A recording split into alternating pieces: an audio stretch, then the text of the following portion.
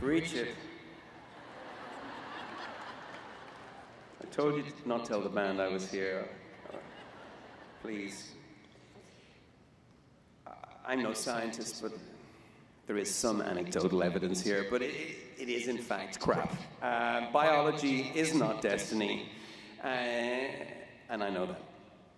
But it does seem that women are more empathetic, more attuned to suffering, and the reasons may be obvious. I think women care more because women bear more of the burdens of life. Really?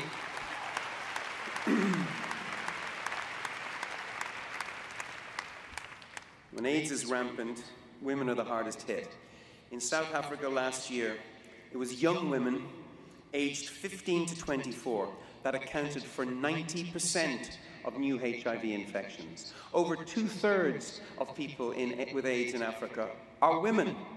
Fidelitas, marriage is a death sentence in some places. When children are orphaned by AIDS, it's women who care for them. Where schools are few, where education is poor, girls are more likely to go without.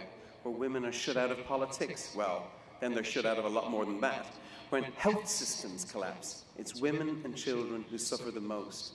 In Africa, the likelihood of a woman dying in childbirth is 1 in 20. 1 in 20. When opportunity is scarce, women lag far behind men in income, in access to credit, the chance to start a business, the right to own and inherit land. Actually, this is mad.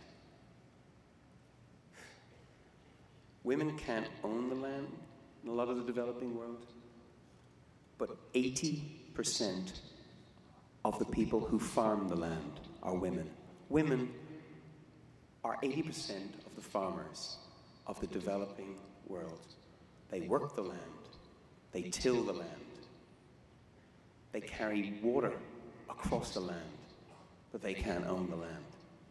And it's going to take women to stand up for other women, to do something about that, I sense.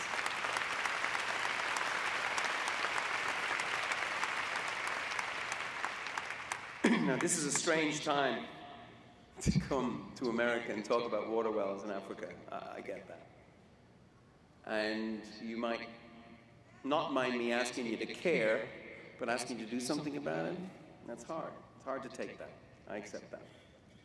The most reasonable response might be to tell the Irish rockstar to go back to his posh house in Ireland and come back when the Dow is up or when U2's next album's out. I get that. I get that. It's counterintuitive at best to ask this country to look outward when it's so tempting to turn inward. It's so tempting to double lock the doors, to stop answering the phone. Focus on your own problems for a while. I get that. Clearly, these are momentous times in America. Times of crisis, times of chaos. Capitalism up on trial. Americans are struggling, losing homes, losing jobs, losing savings. Not just the US, the world is changing shape in unsettling ways. You can feel it. The tectonic plates are starting to shift. Can I say that in California? Maybe not. But this is exactly the right time to think about the world and even to change it. Exactly the right time.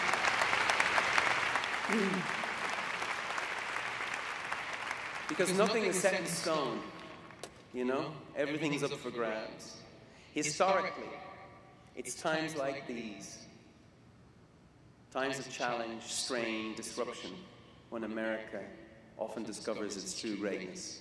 Right when everyone's full of fear. You heard Maria talk about fear today. This is when Americans rediscover who they are, what they believe, what their values are, what they're really about. And these are the questions all of us, not just Americans, ought to be asking tonight.